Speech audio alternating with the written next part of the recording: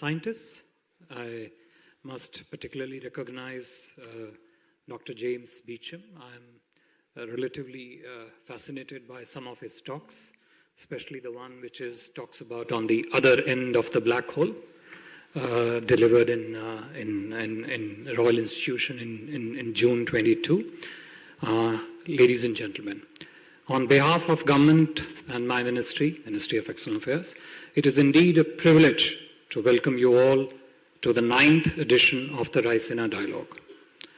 Raisina, already a brand globally, its ever-growing attraction and relevance clearly points to its contributions in effective shaping of global discourse on geopolitics, geoeconomics, and geotechnology.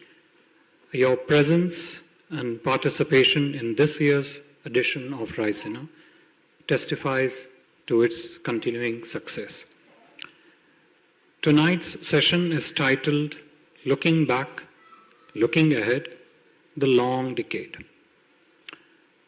While opening his lecture, which I just referred to, on the other side of a black hole, delivered, as I said, in June 22, Professor James Beecham, while talking about what causes gravity, says, this is just the beginning of his lecture there, at first you would not notice anything.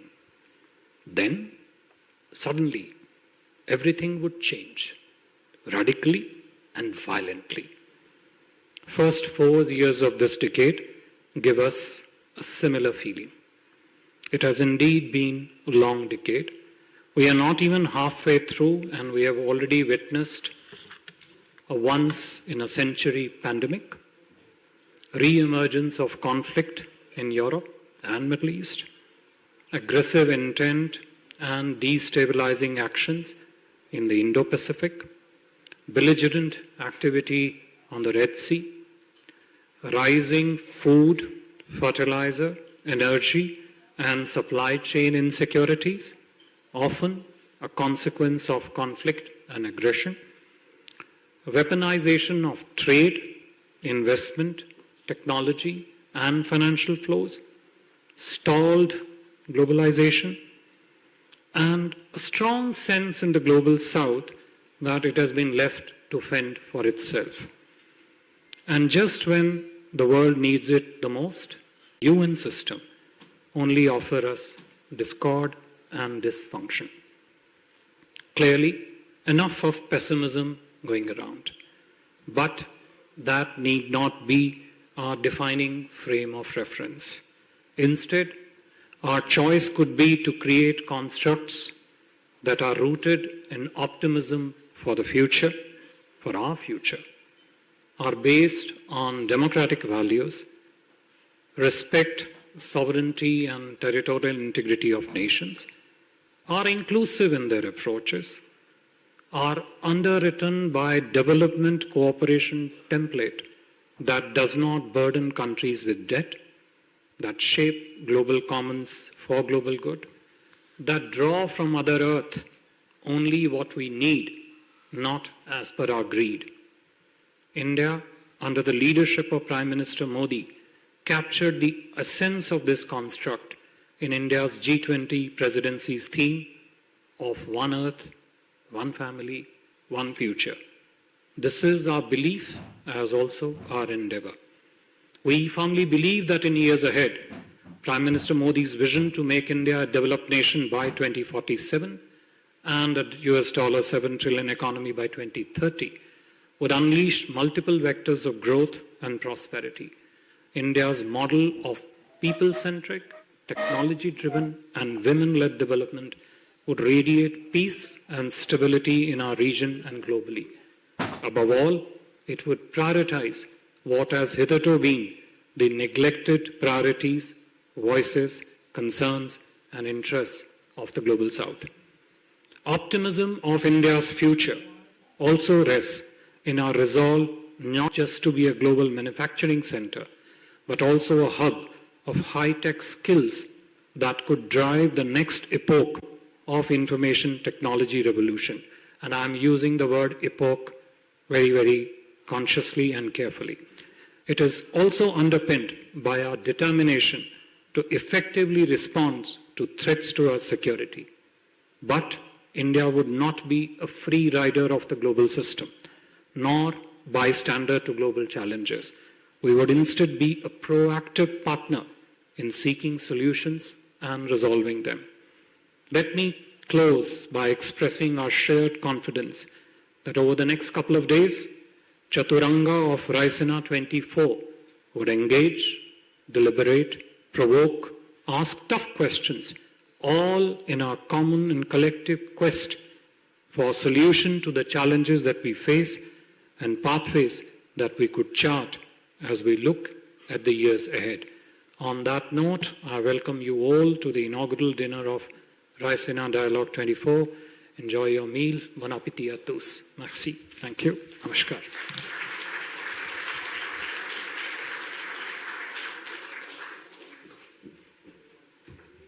The meal will be a while coming, but let me introduce the next speaker, James Beecham, particle physicist at the Large Hadron Collider in CERN, Switzerland.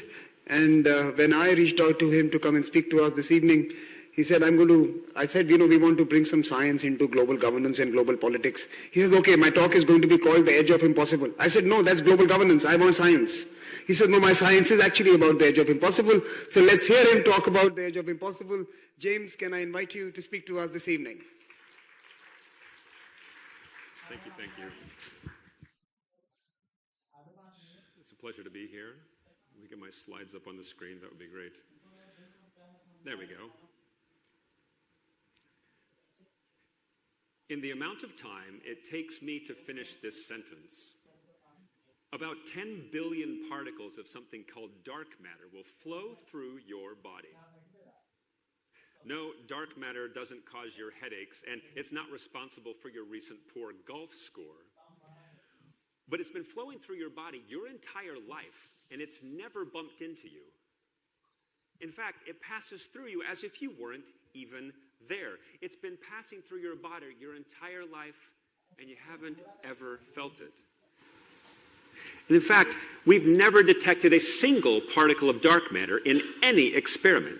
So if that's the case, then how do we know it's there? Take an image of your favorite spiral galaxy, like this one produced by the Webb Space Telescope. It's shaped like a spiral because it's spinning. But the problem is that it's spinning much faster than it should if it's only made of the stuff we can see with our telescopes. Thus, there must be more stuff in galaxies than what we can see. And if it's not light, then it's dark. Hence, dark matter. And it's in every galaxy, including our own Milky Way. And there's not just a little dark matter in the universe. There's more than 5 times as much dark matter as there is the regular matter, the stuff that makes up you and me and potatoes and the moon. And we have been searching for this stuff for decades in our experiments, and we have discovered exactly 0 particles of the stuff.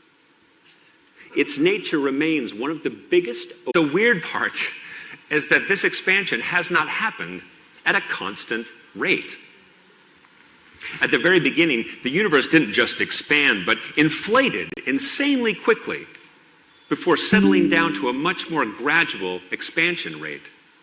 It continued like this for a very long time, but then, about 3 or 4 billion years ago, something turned on, and this expansion started to accelerate and is still accelerating now. What happened? No one knows. But it happened everywhere in the universe all at once, like a mysterious flick of a switch that started pushing the fabric of space to expand and stretch. This is what we call dark energy. What is dark energy? It's one of the biggest open questions in science. Now, this concept of the fabric of space stretching and bending might seem a bit weird to you. I mean, isn't space just nothing? I mean, how can space bend? It turns out that space is not just nothing. Space has a kind of stuffness to it. It can bend and stretch, but it can also flow as well. And this, of course, is how the force of gravity works. The more stuff you pack into a given volume, the stronger the gravitational force. And the stronger space flows toward the center. And eventually, if you pack too much stuff into a fixed volume, space will be flowing inward faster than you could ever possibly travel, and you'll never be able to escape this flow. Not even light can escape from inside this flow. And this is what we refer to as a black hole. Now, black holes are some of the most bizarre objects in the universe. We know they exist, but what's happening inside is shrouded in mystery. So studying a black hole up close would shed monumental light on the subject, but of course, no one has ever traveled to a black hole. But is there another way we might be able to study black holes up close? We know, for example, that to make a black hole, you need a pretty violent event, like an enormous star exploding and collapsing. So is it possible that we could make miniature black holes where I work at the Large Hadron Collider at CERN? The Large Hadron Collider is a 27-kilometer circular tunnel about 100 meters underground where we smash together protons at very high speeds and energies. Microscopically, this is a pretty violent, highly energetic event, but alas, it's still not enough energy to make miniature black holes. So how do we go to higher energies and potentially black holes? We build bigger colliders. Discussions are currently underway for the potential successor to the Large Hadron Collider, the Future Circular Collider. Presumably, when the future becomes the present, we'll change the name, which would be 100 kilometers around and can reach energy 7 times that currently achieved. Such a machine would teach us incredible things about the universe, but alas, it still likely would not be enough energy to create black holes. So what about larger colliders? What about a collider submerged in the Gulf of Mexico? Or a collider all around the moon? Or a collider around the entire Earth? Or the larger your collider, the higher the energy, until eventually you reach a kind of ultimate energy, the Planck energy. This is the energy at which we know we must be able to make miniature black holes. However, by some estimates, to do such a thing, we need to build a collider that circles around the outer orbit of Neptune. Such a project is currently impossible for humanity to build.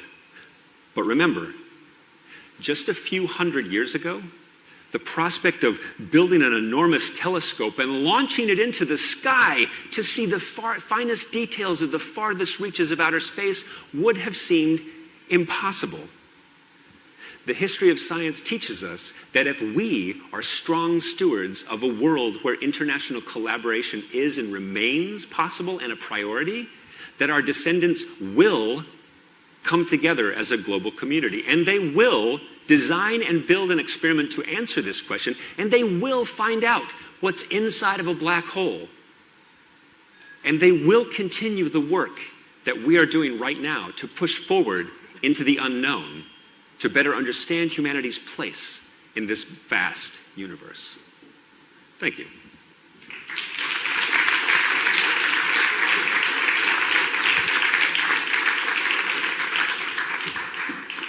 Thank you. Thanks so much. Thank you, James. To make that project possible, we need to cooperate more intimately, more effectively, and certainly more urgently, and to discuss what's been happening on something that could be like that black hole project, global cooperation and international institutions. We are joined by 5 magnificent speakers. Let me invite the Minister of Foreign Affairs of Panama, Minister Janaina, to join us on stage. Let me invite Minister Manish Kobin, Foreign Affairs Minister of Mauritius, to join us on stage as well. Minister Bochwe, the Minister of Foreign Affairs from Ghana, can you also please join us? Ma'am, please join us on stage. Peter Mandelson, House of Lords and Chairman Global Council and former European Trade Commissioner from United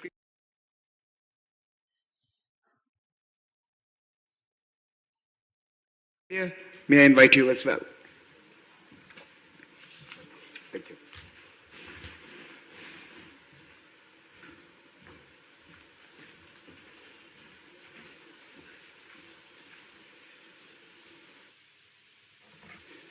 As the Foreign Secretary had alluded to in his speech, in this long decade, which is in its fourth year, we've already seen three large disruptions, domains of disruptions. Peace and security clearly being one of them, and we are seeing conflicts all around. Some could argue the fact that we are not able to intervene and manage these conflicts is a symptom of the failure of international institutions that were meant to ensure peace and security.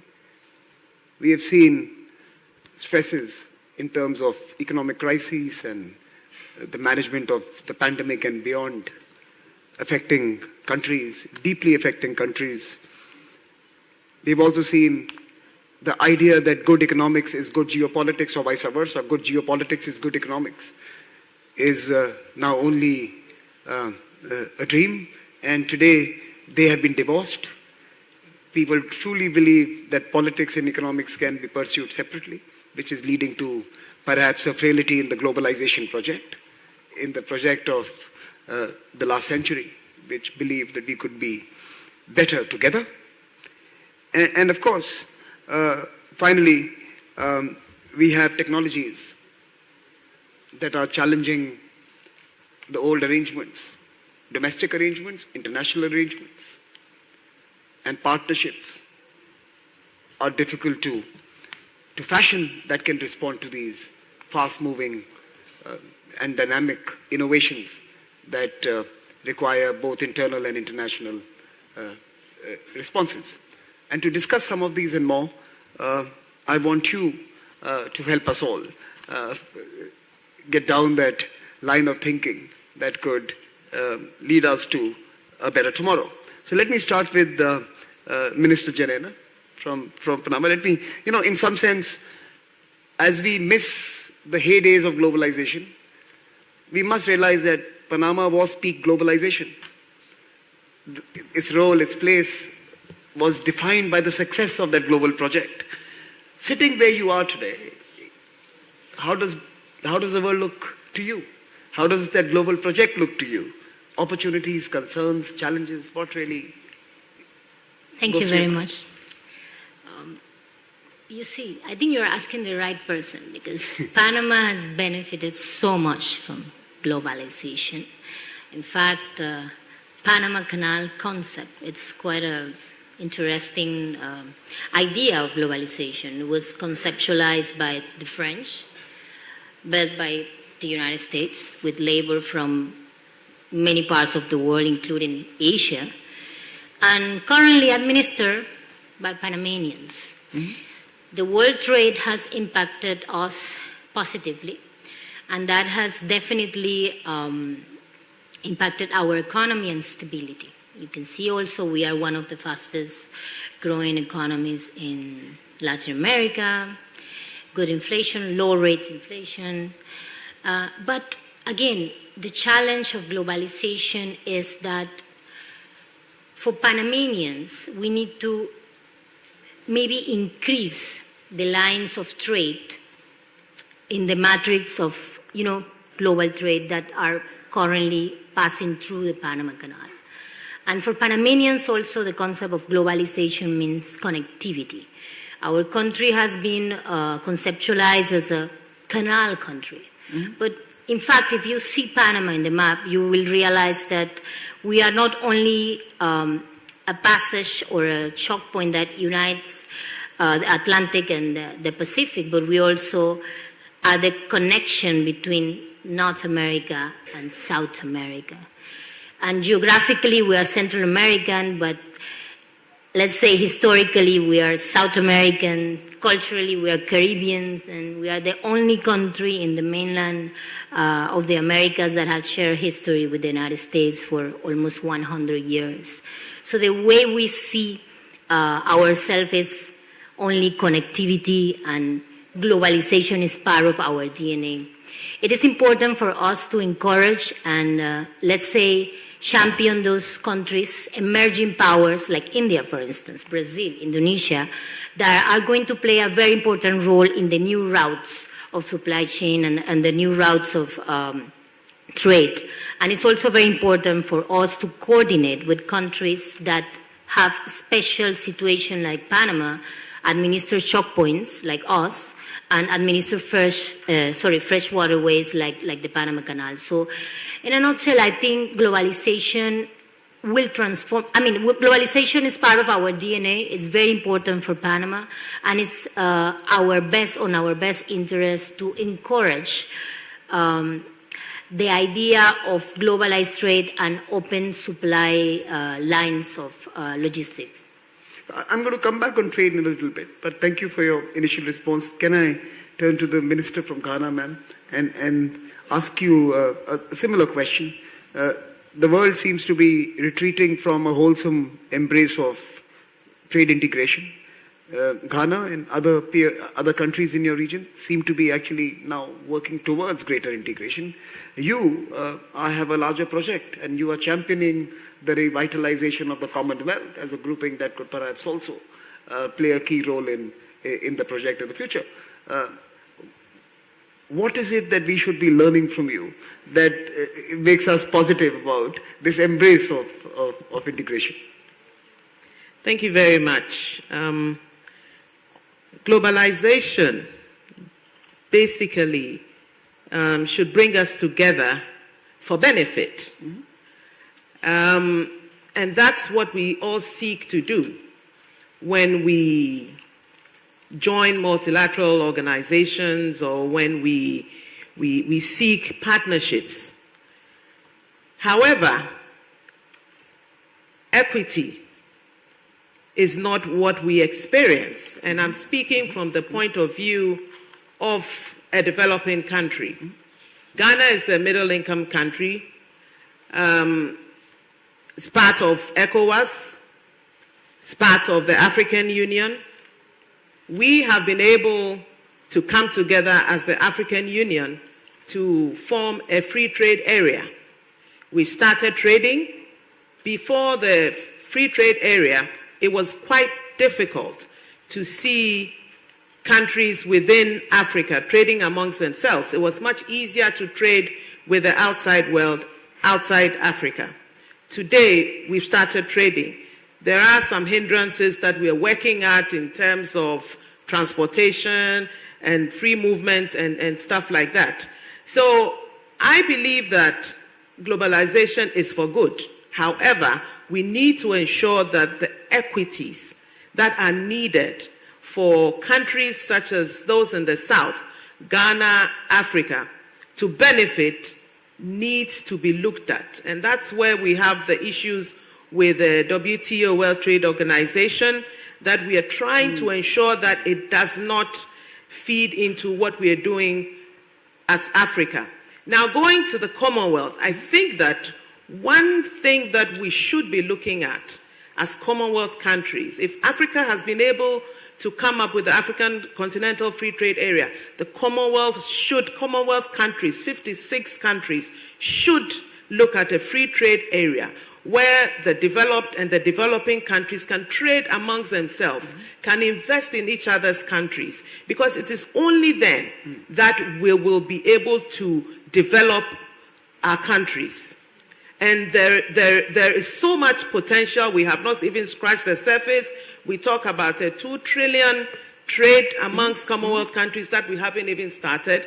We're all shying away from that particular conversation, but I think the time has come for us to look at that particular trade issue amongst Commonwealth countries, because my president always says one thing: no country can develop through aid. It is only trade and investment that can develop a country. There are many countries developing in the Commonwealth that need to industrialize. There are parts of the Commonwealth, and I believe about 52% or so have a population of under 30%. It means that we need to educate our youth. We need to create jobs for them, and that can only be done through trade and investment. So So in many ways, the SDG agenda is intimately linked to a more forward-looking trading partner. Very much so, very much so. I'm not too sure whether we are doing well with the SDGs at this point, with all that's happening around us and the global scene. But I think that if we would focus, it will go a long way to ensure that we alleviate poverty, gender issues, blue economy, and so on and so forth, all the 17 objectives. Minister, let me ask you a slightly provocative question. While you are a leader in a dynamic country that looks at the world in a certain way, how did the pandemic, the conflict in Europe, now the conflict in the Middle East, change the view of the people in your country and in the neighborhood towards multilateralism and multilateral institutions? Do people still believe in it? Or is there a cynicism? I think there's more of cynicism than a belief in it. But we cannot lose hope where that is concerned, because no country can live in isolation, survive in isolation. We all need to belong. But what we found out with the crisis in Ukraine, we thought, oh, that's somewhere in Europe, so far away, has nothing to do with us. We woke up one day and realized that most of our cereals and grains come from there. Steel comes from there. And then it affected our oil prices, affected prices of food. And then we began to realize that we are very much interlinked. And therefore, as much as coming out of COVID, where we felt that we had been isolated, so to speak, because the countries that produced vaccines had to have their fill of it, ensure that their citizens were very much protected before taking some outside. But then they quickly came to realize that if they did not take care of all others, because we live in a global village and there's movement of people, people were going to move, and all the work that they've done, all the success is chalked. In terms of making sure that they're all vaccinated, it would come to naught. So I think that in that respect, people were very cynical about the whole multilateralism. But I believe that there's no other alternative than to belong. And so as much as it's not 100%, it's not perfect, we need it, and we must try and make it perfect. Minister Gobind, I'll come to you with a slightly different variation on the same question.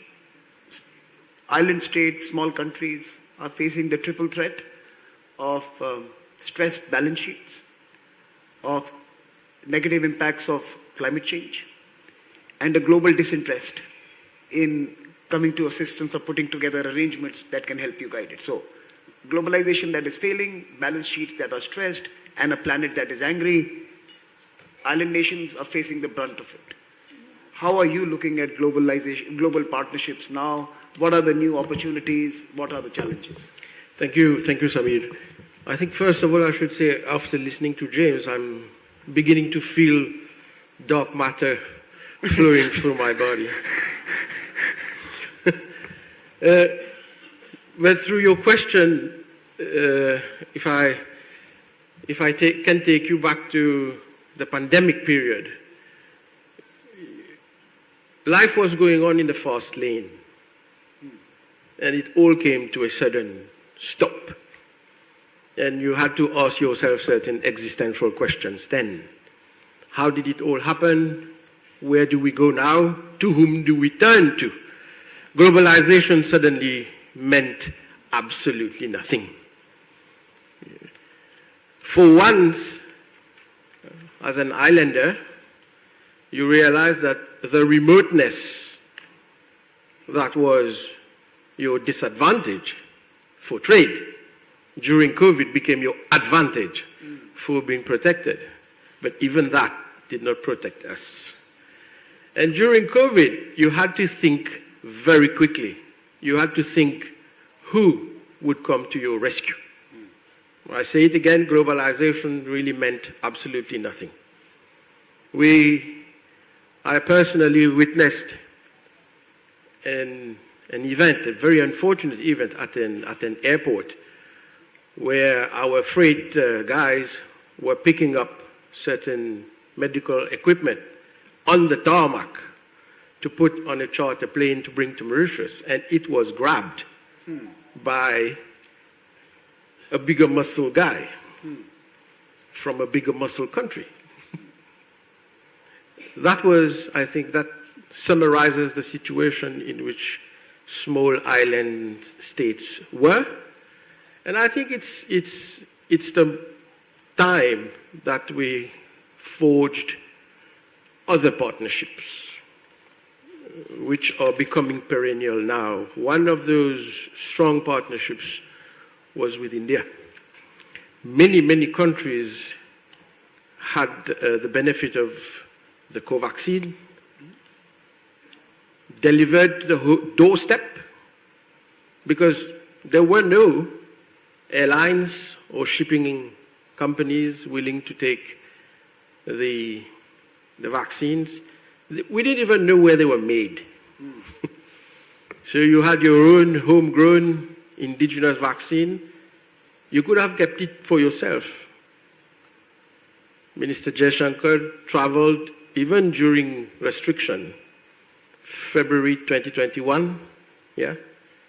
And sooner rather than later came the vaccines. With the vaccines came partnership, not only for Mauritius, but for so many other countries. Globalization took a different angle. The unfortunate thing that is happening now is that as humans, we tend to forget. We are committing the same mistakes. We are rushing back into the fast lane, perhaps heading towards chaos. I hope, I pray we are not going there. But when I listen to James, you want to make a bigger collider. You want to create, in fact, chaos out of a particle hitting another. I don't know what will happen. But when you look at globalization now, you kind of see organized chaos in different parts of the world. And we're asking ourselves the same question that we were asking during COVID. To whom do you turn to? What will guide your voting pattern in your multilateral institution? And why? And what will be the consequences of that? We are, I think, at the crossroads where we need to find some order in this chaos.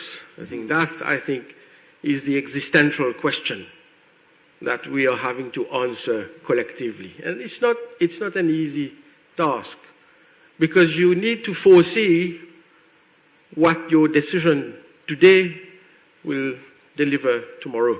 And the existential question now, when you mention climate change, this is a question of survival.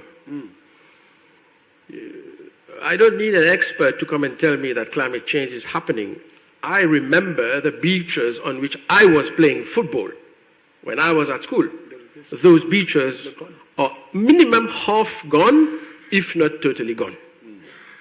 You can visit Mauritius, and I will take you around anytime to show you what it was when I was a kid. And in the same lifetime, I'm not talking of a generational change, you actually see the effect of sea level rise.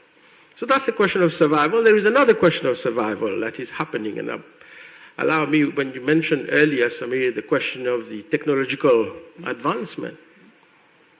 We are moving so fast today. I think this has the technological advancement has the potential of shaking the very foundation of our democracy, because of the influence of social platforms and digital platforms has on our democracy through election time. You imagine what is the influence of certain digital platforms on the minds of people. And if that influence happens on the day of election, what is the consequence of that? I know for you, India, you're having elections spread over weeks, but not all countries have elections spread over weeks. Elections happen in a day. And if you're having elections more than in, I heard almost 70 countries this year, it will take perhaps 4 or 5 CEOs of the 7 biggest tech companies to, out of their own agenda, or out of just curiosity, or out of just being high on substance, wanting to influence elections in a particular country. It's a question of survival when it comes to a small jurisdiction. True. So this survival, I think, is, and it's all coming at the same time, and it's not easy task to answer these questions. So I'm now going to pose a question each to the last 2 speakers this evening, and then I'm going to ask you all for a 1-minute second question on one good idea that we should be pursuing to take the world to a better space in the days ahead. But first, let me turn to you, Peter. In retrospect, it seems that the high tide of globalization was 2 decades ago, with London one of the capitals of that particular moment. Many countries, including, I would dare say, from your region, have retreated from the commitments of that particular period. Most visible being post-Brexit UK itself. From you, I would like to know that are we drawing the right lessons from the successes and then the failures of globalization that have ensued in the last couple of decades?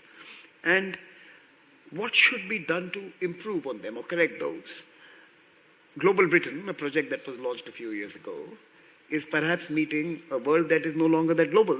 So what should be the new format for a country like yours? Commonwealth could be one of those, clearly. But what could be other formats for a country like yours to recatalyze economic integration? Well, I don't think that Britain is any different from Mauritius, Panama, Ghana, or Australia. I mean, we live in the same interdependent world.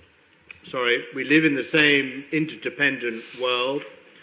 We live in a world that is characterized by exposure to and dependence on trade as a driver of growth and as a distributor of prosperity. It's also a world which, during the last 2-3 decades, has seen a boom time in trade and growth and prosperity, which, yes, has seen many corporate profits fattened dramatically, but has also seen global poverty halved. That is quite an extraordinary achievement for a world trade system which has been underpinned by a system of rules, overseen by an extraordinary organization, the WTO, the only international organization of its kind which not only sets rules, but also has, in my view, that we should see the decline of the WTO, its rule book, to see a situation in which its appellate body, the only body able to operate effectively, that judicial system, that dispute settlement system, now disabled by the refusal of the United States to allow new judges to be appointed. Why is the United States acting in this way? It's doing so because it believes that the multilateral system, the WTO, is not a fit and proper body to enable countries and members of the WTO, like the United States, to take on countries, notably China, which in its view is freeloading on the system, taking advantage of its weight and its power in the international trading system, and not playing fair by anyone else. And it believes that the multilateral system is, in a sense, constraining the United States or holding back the United States in its ability to deal with China in that way. Now, I would much rather, of course, the United States come to the conclusion that rather than viewing the WTO as an organization that is constraining it and therefore should be disabled, that it should instead look to the WTO as an organization that needs strengthening, that needs its rule book updating, that needs its machinery sharpening, so as to take on trade, what it regards as unacceptable trade behavior by one of the WTO's other leading members, notably China. But that's not the situation that we're in. And I think this speaks to something which is really has become sort of quite chronic in the international system, and that is the conclusion reached by those who are most powerful in the international system to ignore its rules, jettison its machinery, not bother working with and through the institutions that it has created, but instead deciding that it has no alternative but to use its weight regardless of those rules and regardless of those institutions. And the losers from this are going to be literally everyone else, including, I might say, those larger countries, those weightier economies, who don't feel they're getting the deal that they want from the international system, because at the end of the day, what all this will mean is a net aggregate loss in growth, prosperity, well-being, a smaller aggregate global cake that we could and should then divide in a fairer and more equal way amongst all the players in the global economy. But that's not the route along which we're going. I'm afraid what we see is trade growing relatively amongst those countries that agree with each other, and not with those countries that are not of a similar or like mind. In other words, we're creating new geopolitical fault lines through the global economy and the international trading system. We're not deglobalizing, we are reglobalizing in a way, in my view, which will be unfavorable to economic growth in the world as a whole and will lead, as I say, to deterioration in everyone's well-being, whether they be rich or relatively poorer. Minister Ko, let me turn to you. Minister Gobind had mentioned, had briefly alluded to technology and its power to disrupt dramatically arrangements within countries and across the globe. How do you view technologies and digital platforms reshaping societal and national arrangements, especially in a country that was built through a multicultural, immigration-based design? So how do you see the impact and implications of these technologies on your society and societies like yours?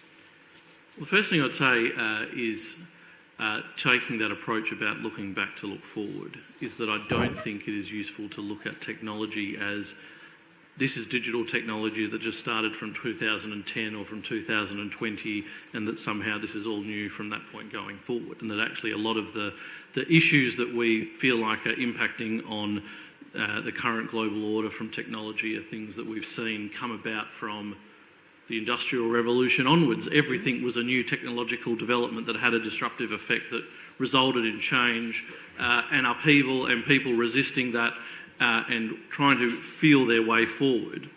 And I just think it's important to have that longer view. Technology. But I think to go to the specifics at the end of your question, Australia likes to regard itself as one of the most successful multicultural nations in the world, and I think that's true. And one of the things that I think has allowed us to be successful is that we have not been about homogeneity, we've been about celebrating diversity and allowing and celebrating that diversity. But what we have seen of late is that the way in which modern social media and communication technology allows the world to be completely integrated also means that whereas in past decades diasporan communities may move into other countries, be it Australia or other places, and very much leave whatever may be internal discord from the place that they've left where they were and to become well settled, the potential for those disruptive effects of past conflict at home travel much more quickly into the new country that they call home and can result in some degree of, not necessarily replication, but can disturb social harmony that we all want to see in all of our countries. And equally, the way in which diasporan communities are treated in particular countries, if that's negative, can flow straight back into their former home country and result in negative diplomatic engagements with countries. And that's something we need to be very alive to because of the way in which communication can happen so quickly when we're trying to make sure, and going back to your previous point about, you had a question about to what extent do our people think about no one thinks about the United Nations at home, but they're constantly thinking about how they're engaging with their own diasporan community or their home country in a much more ready sense. And so the way in which then we as governments and countries deal with that locally becomes incredibly important, because when we get that right, it allows us to have much more social licence within our own domestic communities to engage properly in multilateral dialogue and discussion and to make sure that everybody is benefiting together. And so how do we change this interest or lack of interest in global institutions or global conversations within our community?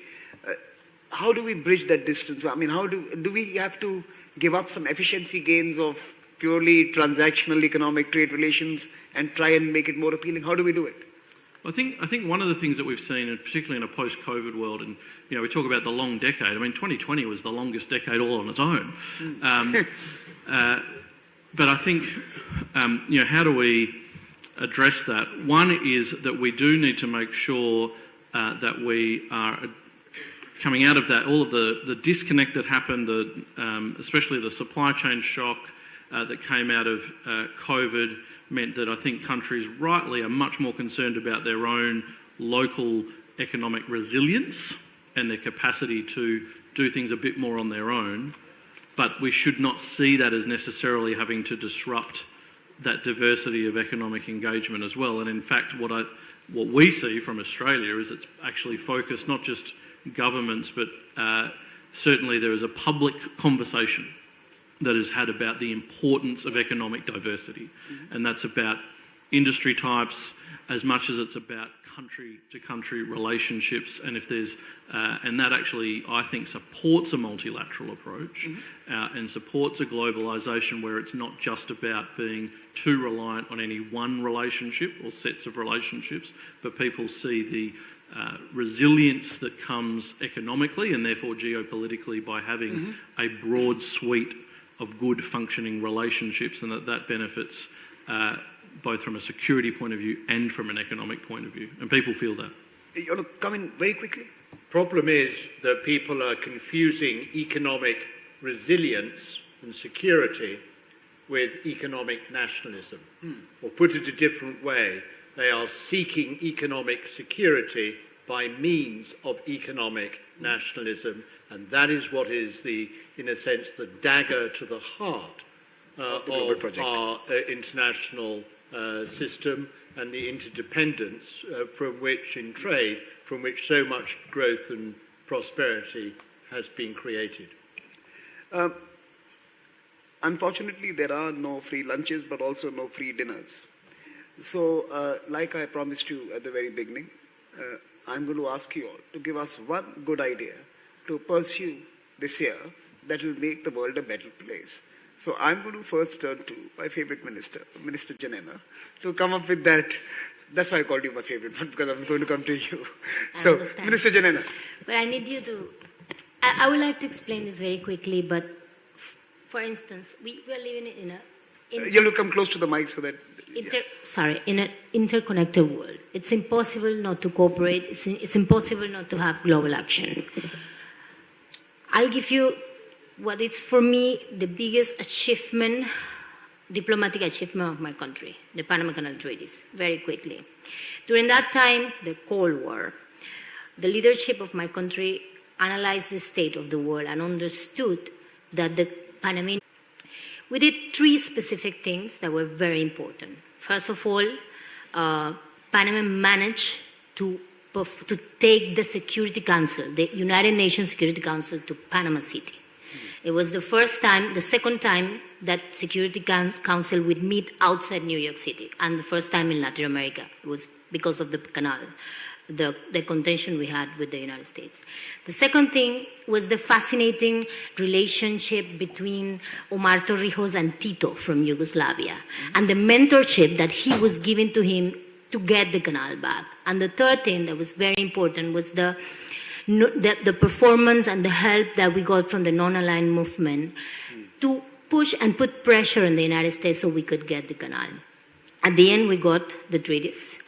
The day that the treaty was signed in Washington in the OAS, Torrijos made sure that all the leaders of the Americas were present, no matter the ideology.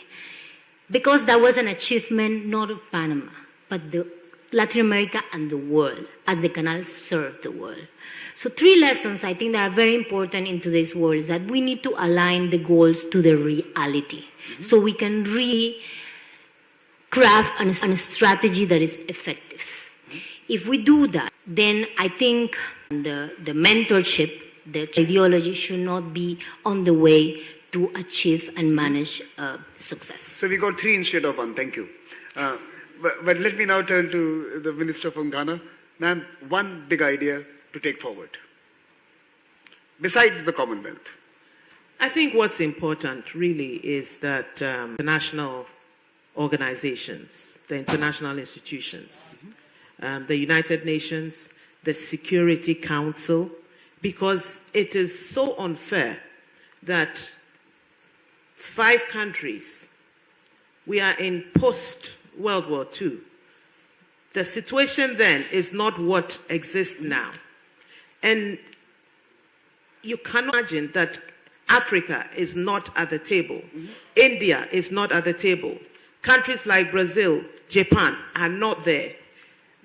We just got off the UN Security Council, and many of the issues had to do with Africa. And yet Africa is not there, but is only members. I think it is wrong. The World Bank, IMF, I believe they are moving in the right direction. There's been some reforms, and therefore the way they engage is even different. Reform and that overhaul. I also find it incredibly dispiriting and demoralizing that we have sitting on the Security Council of the United Nations a country like Russia, which is fighting a colonial war against a European country and people. It comes from a mindset of a man, Putin, which is completely imperialist. He doesn't believe that Ukraine as a country has a right to exist, doesn't think that the Ukrainian people should enjoy freedom and democracy.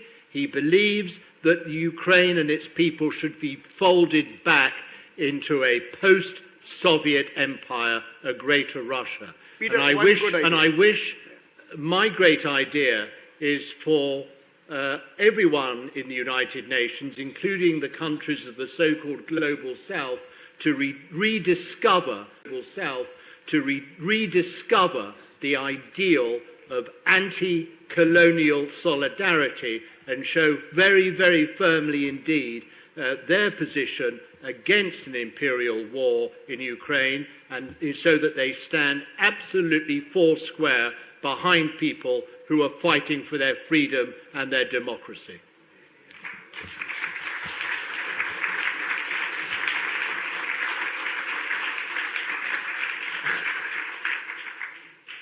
I want to respond, but I won't. I mean, okay, let's move to the next one. You want to make the case no, for colonialism? I don't want to make a case. I just want to say it's kind of ironic where it comes from, that particular intervention. It would have possibly suited Minister Gobin to be saying that, and not necessarily a lot from UK, but so be it. But let me turn to Minister Gobin. Minister Gobin, your big idea for the next year. Just a parenthesis. Territorial integrity should apply equally to the Chagos archipelago. Territorial integrity should not apply with one set of rules in a particular area of the world and not apply with the same set of rules in a area of the world. So coming back to your question now, Samir. One big idea. One big idea is reform, and I say this because there is no trade without peace. If the Security Council was created to maintain peace in the world, and they can no longer maintain peace, whether it's between Russia, Ukraine, or in the Red Sea, or in the Middle East, or elsewhere, I think they should take a hard look at themselves. Mm-hmm. And if you can't do it, if you can't do your homework, seek help. Reform yourself. And the same applies to the African Union. Mm-hmm. We also have a Peace and Security Council. We are three of us, Shirley, myself, and a brother from Tanzania. We should take a hard look at ourselves as well in the Peace and Security Council of the African Union. If we can't maintain peace, there will be no trade. That is a fundamental sine qua non. So this reform is in the interest of global trade. Civilizations are based on movement of people and goods. So this is one. And second thing I think is we should recognize the increasing importance and role of non-state actors. The international economic order or the multilateral system is based on states as actors. But non-state actors, and I'm particularly referring to transnational corporations and big tech companies, mm-hmm.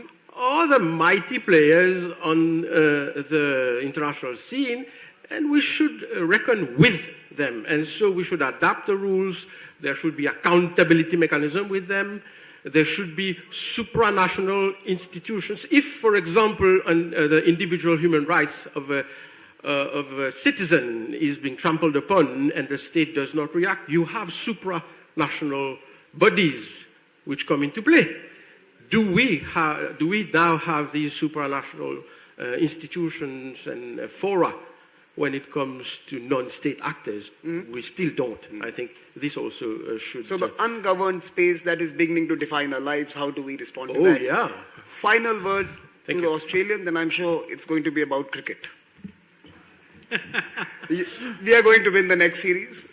Well, as a country that was intimately involved in the creation of the United Nations, I was going to talk about that, but that thunder's already been stolen. So, Correct. you know, this is the problem of being the last person to come up with a new idea. So I'm just going to make this observation, which is that to achieve all of these things and to avoid, ultra-nationalistic versions of trade and disconnection from the world order and the countries that we desperately need to follow the rules, having them follow the rules and to encourage that outcome also means that everybody needs to look within themselves around their own social inclusion. Everybody needs to benefit from trade and multilateralism and the benefit from these organisations. And Peter made a really good point about halving world poverty. And at a statistical level, there's amazing outcomes, what we've achieved in the second half of the 20th and early 21st century. Amazing outcomes. But lots of people still feel that they haven't benefited from that. And the more that we see that, the more difficulty that causes in countries being able to fully participate and show the benefit of their participation in a global trading system and a global system that's trying to work together. And when we're focused on positive outcomes instead of sharing the blame for past activity and past events, then we have a platform to move forward. And for countries to be in a position to do that, making sure that everyone within those countries share the benefit. It's not about holding anybody back. Mm-hmm. It's making sure everyone has the opportunity to see those boats rise. And as a country that is completely reliant on and committed to trade for its prosperity and sharing that prosperity, having a rules-based order and having people understand that they benefit from that and they need to benefit of that within their own nations as well. That's how we can have everyone positively disposed. Thank you so much, Minister Koh, and I think that brings to end this very interesting conversation. 5 very interesting viewpoints. Please join me in applauding